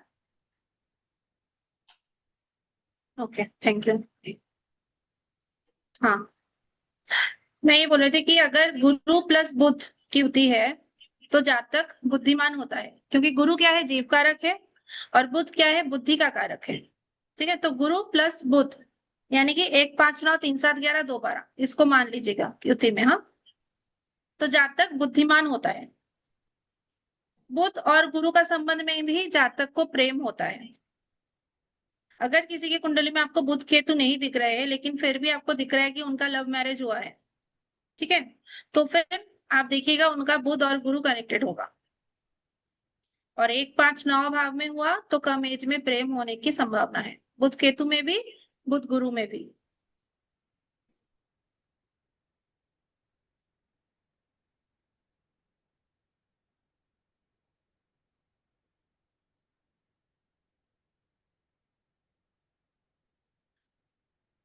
नेक्स्ट, गुरु प्लस शुक्र।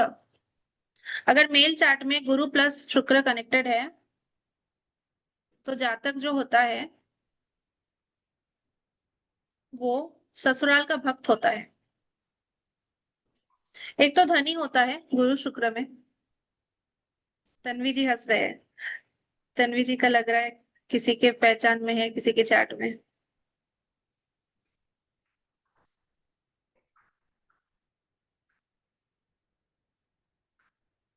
1 5 9 3 7 11 2 12 में गुरु शुक्र अगर है तो जातक जो है वो ससुराल का भक्त होगा। भक्त होगा मतलब रिस्पॉन्सिबल होगा, बहुत ज्यादा रिस्पॉन्सिबिलिटी उठाने वाला होगा। ठीक है, बहुत लोग होते हैं कि अपने ससुराल की रिस्पॉन्सिबिलिटी नहीं लेते हैं, लेकिन जिन लोगों की चार्ट में ऐसा आपको दिखेगा कि बुध सॉरी गुरु और शुक्र है साथ में, तो मतलब वो वाइफ के लिए, उनकी फैमिली के लिए सपोर्टिव रोल प्ले करते हैं। ठीक है,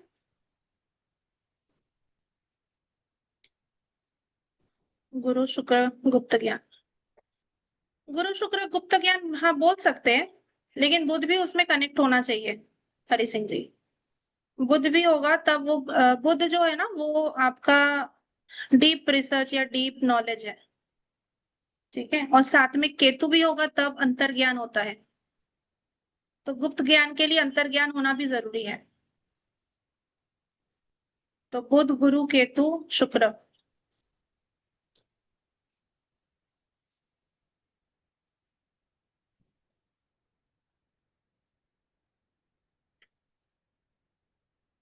अच्छा, हम लोग यहाँ पे कोई अलग अलग टॉपिक नहीं पढ़ रहे हैं, ठीक है। जितने भी सूत्र है वो आपस में मिले जुले होंगे, और आप लोग उसको मतलब ऐसा नहीं क्योंकि एक बात छिड़ गई तो उसके साथ बहुत सारे सूत्र आ जाते हैं, इसलिए अलग से मैरिज अलग से प्रोफेशन ऐसा नहीं पढ़ेंगे। लेकिन इन 3 दिन में हम मैरिज की भी सूत्र पढ़ेंगे, प्रोफेशन की भी पढ़ेंगे, फॉरेन ट्रिप का भी पढ़ेंगे, ठीक है। और भी कुछ अलग अलग सूत्र पढ़ेंगे, तो सब मिला जुला के पढ़ेंगे। आप जो नोट्स बनाएंगे उसमें से आपको अगर चाहिए तो आप बाद में इसको अलग अलग कर लीजिएगा, क्योंकि जो पीडीएफ आपको मिलेगी उसमें भी आपको अलग कोई टॉपिक के अकॉर्डिंग नहीं मिलेगी। और इसमें हम पढ़ने के टाइम में भी ऐसा अलग से फिक्स नहीं कर रहे हैं, जो ध्यान में आएगा वो बताते जाएंगे, ठीक है। नेक्स्ट, मंगल प्लस शुक्र प्लस केतु। मंगल प्लस शुक्र प्लस केतु अगर कनेक्टेड है किसी का, तो उसमें क्या प्रेडिक्शन आएगा? मंगल पति कारक है, ठीक है, शुक्र पत्नी कारक है, और केतु क्या है? विवाद का कारक है। तो पति पत्नी के बीच में प्रेम ज्यादा गहरा नहीं होता है, ज्यादा टाइम उनका विवाद में निकल जाता है,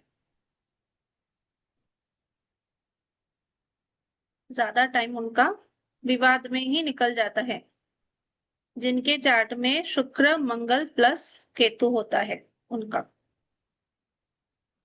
अब इससे बचने का उपाय क्या है? जब आप किसी की चार्ट कुंडली मिलान करेंगे, ठीक है, सोचिए दो मैच मेकिंग आया है और दो मैच मेकिंग में दोनों चार्ट, वैसे तो बता दो कि बाय डिफॉल्ट ये सिस्टम होता है, जिसके चार्ट में ऐसे ये प्रॉब्लम होगी उसकी शादी वैसे ही आदमी से होता है या वैसे ही औरत से होती है, ठीक है, ये बाय डिफॉल्ट होता है।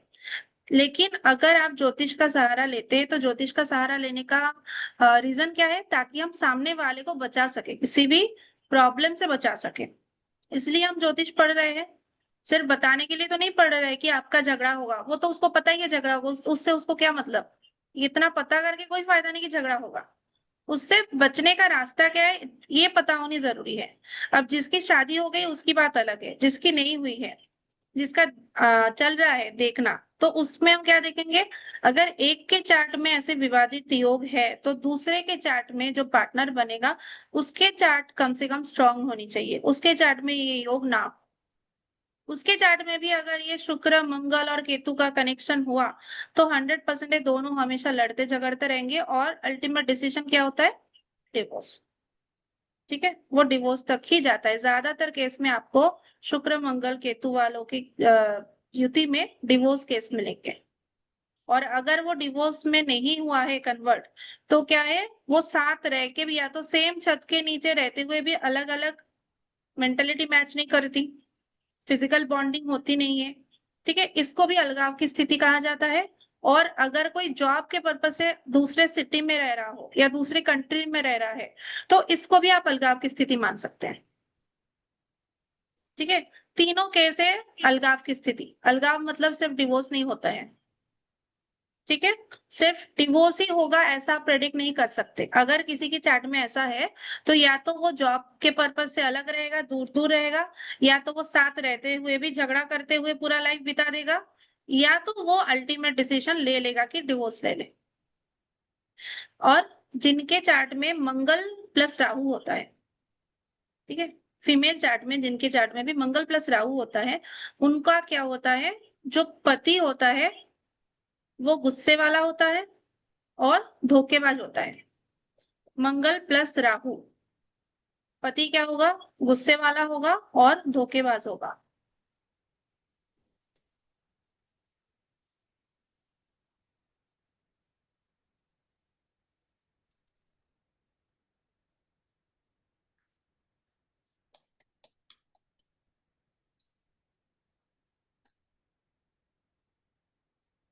तो ऐसे केस में आपको दिखेगा कि जितने भी लड़कियों की शादी मंगल राहु वाली युति है जिनके चार्ट में, ठीक है, उनका ज्यादातर डिवोर्स हो जाता है।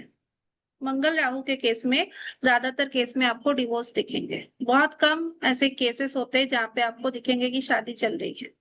अगर चल रही है तो वो अलग अलग रह के चला रहे हैं बस, और कुछ नहीं।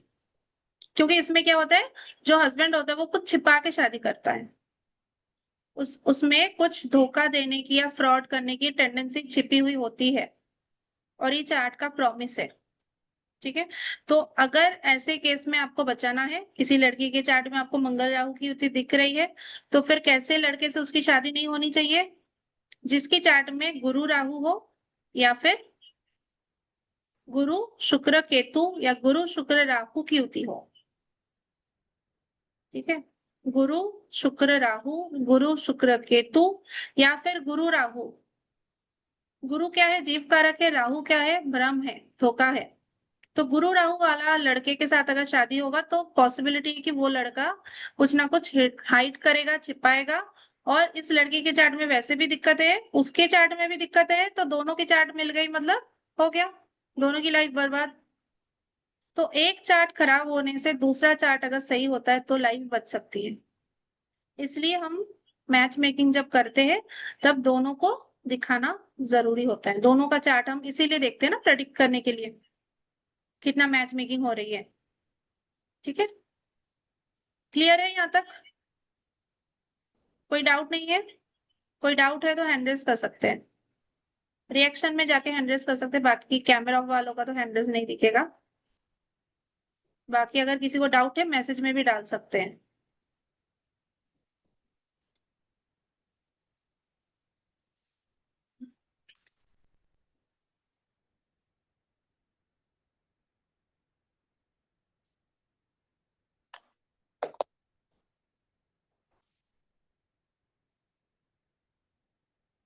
ठीक है, नेक्स्ट चलते हैं वक्री ग्रह। नाड़ी ज्योतिष में हम बस इस युति के ऊपर ही सारे प्रेडिक्शंस करते हैं। ठीक है, तो जो भी सूत्र आप पढ़ेंगे सब युति में ही होगी। बाकी प्लैनेट्स का 1 5 9 3 7 11 2 12 का युति, और राहु केतु का 1 5 9 12। अब और एक चीज लिख लीजिए, जो कि नियम में लिखना चाहिए। वहां पे अगर जगह है तो लिख लीजिए, नहीं तो यहाँ पे लिख सकते हैं कि जो प्लैनेट्स एक की युति में बैठा है, मतलब 7 में बैठा है, ठीक है, सेम हाउस में बैठा है, सेम राशि में बैठा है, ऐसा बोल सकते हैं, वो 100% बल के साथ अपना फल देता है। 100% बल के साथ अपना फल देगा। एक की युति वाले राशियां, सॉरी प्लैनेट्स, एक की युति वाले सेम राशि में बैठे हुए जो प्लैनेट्स होते हैं वो आपस में एक दूसरे से 100% बल के साथ फल देने वाले होंगे। ठीक है, जो 5 9 और 7वें घर में होंगे। एक हो गया 5 9 और 7, इसमें जो प्लैनेट्स होंगे इस युति में, मतलब पंचम दृष्टि से, नवम दृष्टि से और 7वें दृष्टि से, वो 90% बल के साथ अपना फल देता है। 90% बल के साथ फल देगा।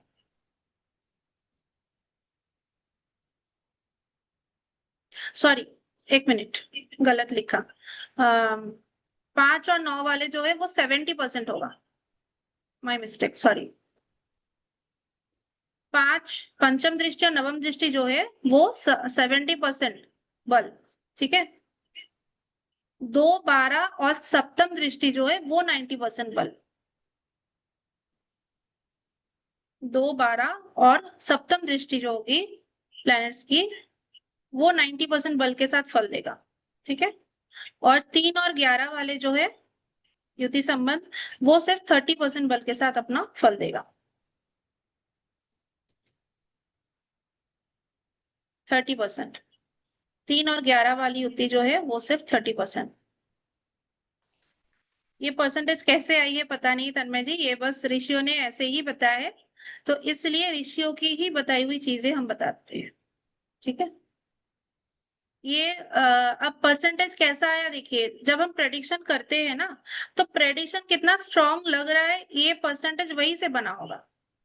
क्योंकि अगर 7 में बैठा है तो वो ज्यादा स्ट्रॉन्ग पॉसिबिलिटी के साथ अपना रिजल्ट दिया होगा, तभी उसको 100% बताया गया होगा। जो पंचम और नवम दृष्टि है वो 70% बल के साथ फल देता है। वो उतना उसका रिजल्ट आया, मतलब जितने चार्ट्स पे लगाया होगा ऋषियों ने उसके अकॉर्डिंग ये परसेंटेज बताया ना उन्होंने, कि कितने चार्ट्स पे वो लगे हैं।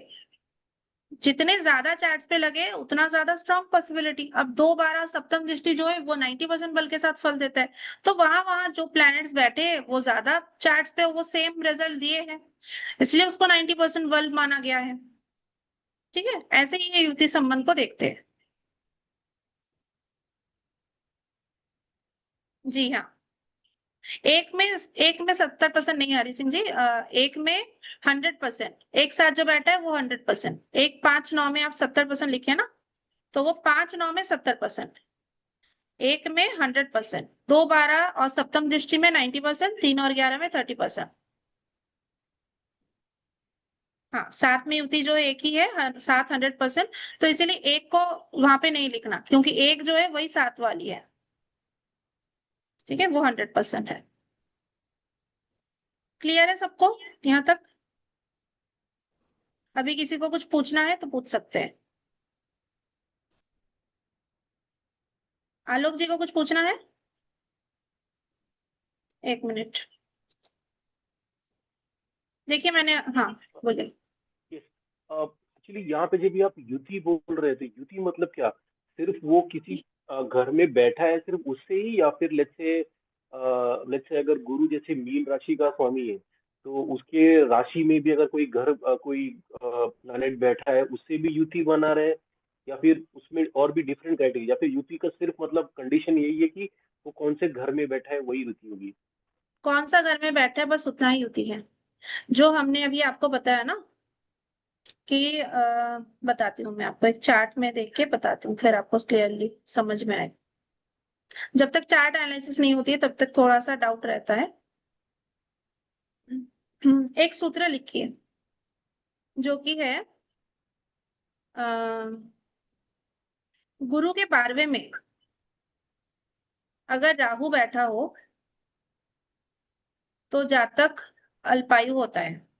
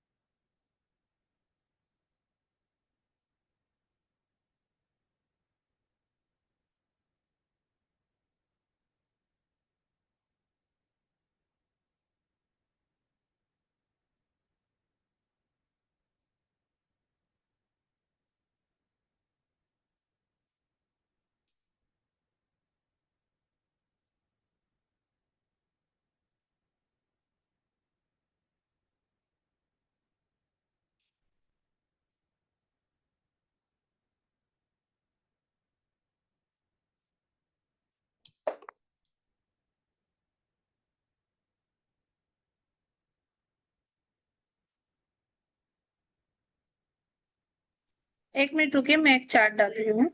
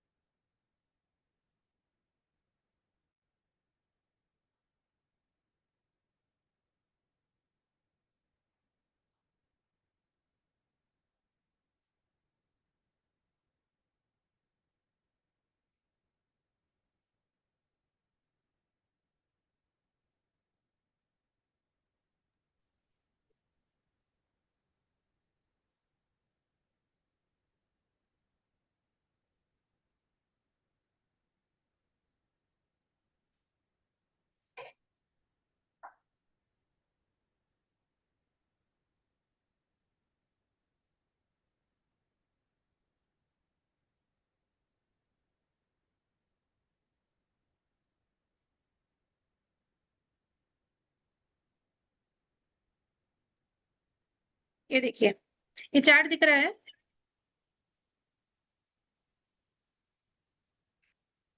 मेरी आवाज आ रही है? चार्ट दिख रहा है? ओके, ठीक है। ये देखिए यहाँ पे केतु बैठा है और बुध बैठा है, ठीक है। तो हम राहु केतु का कैसे देखते हैं? 1, 5, 9, 12, इसको हम युति संबंध बोल रहे हैं। तो जब बुध और केतु एक साथ बैठा है तो ये भी युति हो गया, ये एक की युति हो गई, बुध केतु साथ में बैठा है। तो इससे प्रेडिक्शन क्या होगा? ये जो जातक होगा वो क्या होगा? तार्किक होगा, आर्गुमेंटेटिव। बुध केतु जिनका साथ में बैठा है वो आर्गुमेंटेटिव होंगे, ठीक। 1, 2, 3, अब जहां बैठा है केतु वहां से काउंटिंग करेंगे तो ये हो गया 1, 5 नंबर जो राशि है, 1, 2, 3, 4, 5। तो केतु की दृष्टि किसके ऊपर पड़ रहा है? शनि के ऊपर, चंद्रमा के ऊपर, ठीक है। तो केतु और शनि साथ में बैठा है। शनि क्या है? कर्म का कारक है। केतु क्या है? बाधा है। विवाद तो है ही, बाधा भी है। तो अगर शनि के साथ इसका प्रेडिक्शन देखेंगे, एक केतु और शनि की युति हो गई पंचम दृष्टि में।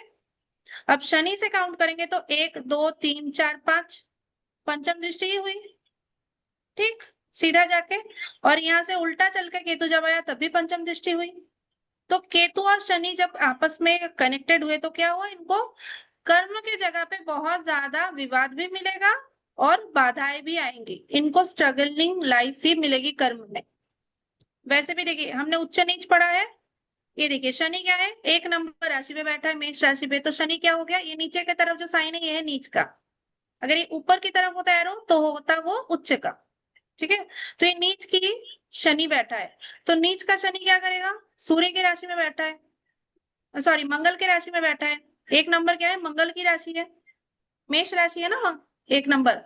तो उसकी राशि लॉर्ड कौन है? मंगल। तो मंगल के घर में शनि बैठा है, वैसे भी मंगल क्या है? बाधा है। तो शनि कर्म का कारक है, केतु भी बाधा है, मंगल भी बाधा है, तो इनको काम में बहुत दिक्कत आई होगी। दूसरा क्या है? केतु चंद्रमा को इफेक्ट कर रहा है। चंद्र केतु की युति जब होती है तब क्या होता है? मानसिक तनाव बढ़ती है। चंद्र प्लस केतु लिख लीजिए, मानसिक तनाव होता है। जो इंसान होता है जिसका भी चंद्र केतु या चंद्र राहु होता है वो हमेशा स्ट्रेस में रहता है, एंजाइटी, स्ट्रेस, डिप्रेशन, इन चीजों से घिरा रहता है। नेगेटिव थॉट्स ज्यादा आते हैं उनको, ठीक है, चंद्र केतु वालों को। तो इनके जीवन में फिर क्या हुआ? ये पंचम दृष्टि से केतु चंद्रमा को इफेक्ट कर दिया तो डिप्रेशन आ गया इनको लाइफ में। फिर हुआ 6, 7, सप्तम दृष्टि केतु की होती नहीं है, यहाँ पे राहु बैठा है। अष्टम, नवम। अब देखिए नवम में यहाँ पे कोई नहीं बैठा है, ठीक है। तो यहाँ पे अगर कोई प्लेनेट बैठता तो उसको वो फल देता, उसकी कारक तत्व को डिस्टर्ब करता। राहु केतु के साथ जितने भी प्लैनेट्स मिलेंगे उनके उन प्लैनेट्स के जो कारक तत्व मैंने लिखवाए हैं उन कारक तत्वों को वो डिस्टर्ब करेगा। अगर यहाँ पे मंगल बैठता, ठीक है, और ये अगर फीमेल चार्ट होता तो फिर क्या होता? ये मंगल केतु पति से झगड़ा देता। अगर यहाँ पे शुक्र बैठता, ठीक है, शुक्र अगर यहाँ पे बैठा होता तो फिर क्या होता? केतु शुक्र को देखता नवम दृष्टि से, तो पत्नी से झगड़ा होता। तो इस चार्ट में नहीं है तो फिर नहीं देखेंगे इसको। फिर क्या देखेंगे? नवम हो गया 10, 11, 12। तो 12 में कौन बैठा है? गुरु बैठा है। तो केतु के 12वें में कौन बैठा है? गुरु बैठा है, क्योंकि केतु ऐसे उल्टा चल रहा है। तो केतु के 12वें में जब गुरु आया तो गुरु केतु की युति बनी, ठीक है। तो गुरु केतु की जब युति बनी तो जातक को स्पिरिचुअल बनाया। जातक के घर के पास मंदिर भी है, ठीक है। और गुरु केतु और क्या करता है? ऑपरेशन का योग भी देता है, ठीक है। तो ये हो गया प्रेडिक्शन। इतना समझ में आया सबको? बाकी रिकॉर्डिंग लिंक आप लोगों को मिल जाएगी, ठीक है। यूट्यूब में भी इसका लिंक मिल जाएगा आप लोगों को, ये ओपन रहेगा सबके लिए। बाकी आप लोग रिकॉर्डिंग देख लीजिएगा। अगर कुछ डाउट है तो कल भी हम लोग, कल 6 से 7:30 तक क्लास रहेगी, तो कल भी आप पूछ सकते हैं। अभी तक यहाँ तक कोई डाउट नहीं है तो किसी को ये चार्ट में यहाँ पे क्लियर है? आलोक जी आपका जो क्वेरी था क्लियर है? आलोक जी को मैं अनम्यूट करने की राइट दे रही हूँ, अनम्यूट करिए। हाँ yes, clear, thank you. Clear है ना? युति संबंध समझ में आ गया? अब बाकी yes. प्लैनेट्स के अगर युति देखेंगे तो क्या, सूर्य यहाँ पे कोई नहीं बैठा है तो एक की युति नहीं हुई किसी से। 1 5 9 ये हो गया, 1 2 3 4 5 सूर्य मंगल कनेक्टेड है, ठीक है, ये हो गया सूर्य के साथ मंगल की युति। 6 7 8 9 नवम में कोई नहीं है तो किसी के साथ युति नहीं हुई। फिर क्या हुआ, 1 5 9 3 7 11 तो तीसरे में कौन है, 1 2 3 तीसरे में गुरु बैठा है तो गुरु सूर्य कनेक्टेड हो गया। अब इससे क्या रिजल्ट निकलेगा ये हम कल बताएंगे, ठीक है। ये चार्ट अगर खोलेंगे कल फिर से तो इसका प्रेडिक्शन भी बता देंगे कि क्या क्या हो सकता है। तो ये तीसरा दृष्टि, ये सप्तम, ये लग्न है, लग्न से सप्तम है तो ये सप्तम हो गया और ये 11वां हो गया। यहाँ पे कोई प्लेनेट नहीं है, सप्तम भी खाली है 11वां भी खाली है तो यहाँ पे किसी के साथ सूर्य का युति नहीं बना। और 2 12 में कौन है, 2 में यहाँ पे केतु और बुध बैठा है, सूर्य 1 2, ठीक है, ये सेकंड भाव है तो 2 पे बुध केतु बैठा है और सूर्य के 12वें में शुक्र बैठा है, ठीक है। तो ये हो गया सूर्य के साथ सारे प्लैनेट्स की युति संबंध, जो जो उसके कनेक्शन में आया इसी को हम युति संबंध बोलेंगे। 1 5 9 3 7 11 2 और 12 जो भी प्लैनेट से देखेंगे, अगर इससे देखेंगे तो 1 5 9, इसके तीसरा कौन है, 1 के 1 2 3 ये हुआ तीसरा, ये हुआ सप्तम, ये हुआ 11वां। कोई भी प्लैनेट से दूसरे प्लैनेट का आप युति मानेंगे तो उसको ऐसे ही काउंटिंग करनी है। और इसके दूसरे में कोई नहीं है, शनि के दूसरे में, शनि के 12वें में भी कोई नहीं है, चंद्रमा के दूसरा कोई नहीं है, चंद्रमा के 12वें में कोई नहीं है तो इसका 2 12 का युति 90% बल के साथ कोई प्लैनेट नहीं है फल देने के लिए, ठीक है। सप्तम में भी कोई नहीं है तो इसका 90% बल के साथ कोई प्लैनेट नहीं है इसको सपोर्ट रोल देने के लिए। 7 में चंद्रमा बैठा है वो 100% बल के साथ फल देगा। और 3 11 में शुक्र बैठा है, राहु बैठा है तो तीसरे दृष्टि में शुक्र को देख रहा है शनि, तो जो काम करेंगे पैसा आएगा बट धीरे धीरे आएगा क्योंकि 30% दृष्टि है ना। 11वें में राहु है, ठीक है, लेकिन राहु से पंचम इनका, राहु से नवम इनका शुक्र आ रहा है तो शुक्र राहु की युति क्या होती है, ज्यादा पैसा देता है लाइफ में। स्ट्रगल तो इनको मिला होगा लाइफ में स्टार्टिंग एज में, लेकिन उसके बाद इनको सफलता भी मिली होगी, होगी मतलब है, जिनकी चार्ट है उनको सफलता मिली है, ठीक है। उनके 2 मेडिकल शॉप्स है, बाकी प्लॉटिंग का भी थोड़ा सा बिजनेस चलता है उनका, तो अच्छा खासा भी पैसा है, लेकिन लाइफ की जो फर्स्ट हाफ था वो उनका स्ट्रगलिंग में बीता है, ठीक है। तो ऐसे हम युति संबंध को देखेंगे, क्लियर है। चलिए फिर स्टॉप करते हैं, अगर किसी को कुछ भी डाउट है क्वेरी है तो पूछ सकते हैं, नहीं तो हम लोग आज के सेशन को यही एंड करेंगे। कोई डाउट नहीं है, डाउट है तो हैंड रेज कर सकते हैं, नहीं तो चैट में डाल सकते हैं।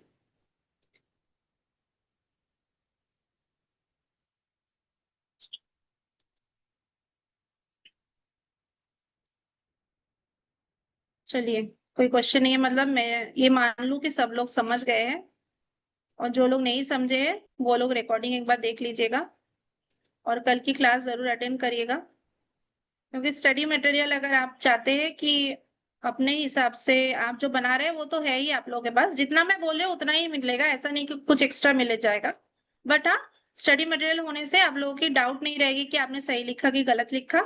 तो अगर वो आप लेना चाहते हैं तो फॉर्म फिल करना पड़ेगा और 3 दिन लाइव क्लास में आना पड़ेगा एंड तक, ठीक है। इतना सा बस रूल रखा है और ज्यादा कुछ रूल मैंने रखा नहीं है, वो भी आप लोगों के लिए ही रखा है। अगर कोई सीरियस होके सीखना चाहते हैं तो मेरा 100% आपके साथ रहेगा, ये मेरा कमिटमेंट है, ठीक है। तो चलिए फिर एंड करते हैं। कुछ मैसेज आया, हरि सिंह जी बोले fine, okay, thank you Hari Singh ji. चलिए तो एंड करते हैं आज की क्लास, रिकॉर्डिंग आप लोगों को कल मॉर्निंग तक मिल जाएगी। हरे कृष्णा अतुल जी, हरे कृष्णा, थैंक यू सभी को आने के लिए, और उम्मीद है कि कल के क्लास में आप लोग आएंगे और आज कैसा लगा सीखने के बाद, वो थोड़ा सा कोई बताना चाहे तो बता सकते हैं। आज नया कौन आया है, एकदम फ्रेशर, जो पहले नहीं सीखे, ज्योतिष या सीखे पर नाड़ी ज्योतिष नहीं सीखे। Welcome Tanvi ji, welcome Tanmay ji, Radhe Radhe Sudha ji. तृप्ति जी ने हैंड रेज किया, 1 minute. Tripti ji ji, thank you. Rupali ji का मैसेज है, वेलकम रूपाली जी। बोलिए तृप्ति जी। नमस्ते। मैं फर्स्ट टाइम सीख रही हूँ, मतलब मुझे वेलकम आलू इसका बिल्कुल भी नॉलेज नहीं है, पर आप बहुत अच्छा सिखा रही है। हाँ, थोड़ा टाइम लग रहा है और शायद क्योंकि कुछ नॉलेज नहीं है तो थोड़ा फास्ट लगता है। एक बार रिकॉर्डिंग सुन लूंगी वापस तो डेफिनेटली वो पिकअप हो जाएगा, but otherwise it's very nice. Thank you Amrita ji, thank you. Thank you, thank you Tripti ji. हाँ, बेसिक मैं थोड़ा सा फास्ट गई, इसीलिए मैंने बोला कि बेसिक देखिए, बेसिक हम लोगों को वो याद ही करना है, ठीक है। उसमें समझने लायक बहुत ज्यादा चीजें है नहीं। वो 12 भाव जो है, 12 राशियां है, 9 प्लैनेट्स, ये आपको याद ही करनी है। तो आपको इसलिए वो याद रट्टा मारने के लिए मैंने रिकॉर्डिंग में बता दिया, ताकि आप लोग उसको देख लीजिए, समझ लीजिए, उसको लिख के सीख लीजिए, ठीक है। बाकी सूत्र पे अटक नहीं करेंगे तो नाड़ी ज्योतिष अधूरा रह जाएगा ना। हमारा 3 दिन का वर्कशॉप जो है वो नाड़ी ज्योतिष पे है। तो नाड़ी ज्योतिष जानने के लिए कुंडली को जानना जरूरी है, इसलिए वो चीजें इंपॉर्टेंट है। जब हम कल प्रेडिक्शन करेंगे तो ये अग्नि तत्व, वायु तत्व, जल तत्व, कैसे हम इससे प्रेडिक्ट कर सकते हैं वो चीज सीखेंगे, ठीक है। क्योंकि हमने ये पढ़ा है तो उसके पीछे रीजन है, ऐसे ही नहीं पढ़ा।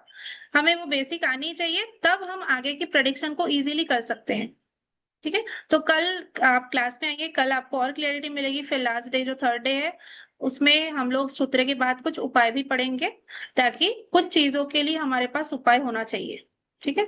तो इस हिसाब से मैंने इस 3 दिन का कोर्स को जो डिजाइन किया है, वो उम्मीद है कि आप लोगों को अच्छा लगेगा। और 3 दिन में आप कोई भी यहाँ से निराश होके नहीं जाएंगे। मेरी ये उम्मीद है आप लोगों को कुछ ना कुछ आप सीख के जाएंगे, नया भी सीख के जाएंगे। जो लोग एस्ट्रोलॉजी में है वो लोग भी कुछ नया सीख के जाएंगे, और जो नहीं है वो लोग बहुत कुछ सीख के जाएंगे ये 3 दिन में। छोटे छोटे बहुत सारे प्रेडिक्शंस आप देखेंगे। आज ही हमने कितना सारा प्रेडिक्शन सीख लिया, ठीक है। कोई भी कुंडली पे आप लगाइए, आज अपने कुंडली पे लगाइए, आपको दिखेगी चीजें। Welcome Atul ji, thank you. आप सब लोग बने रहे एंड तक, उसके लिए। तो चलिए कल मिलते हैं फिर। कल 6 बजे है, सब लोग टाइम से ज्वाइन कर लीजिएगा। 5:45 को मैं जूम रूम ओपन कर दूंगी, और लेट करेंगे तो सूत्र कम मिलेंगे, ज्यादा जल्दी ज्वाइन करेंगे तो सूत्र ज्यादा मिलेंगे। अभी चॉइस आप लोगों की है, ठीक है। तो चलिए नमस्ते, कल मिलते हैं फिर नए सूत्रों के साथ। धन्यवाद।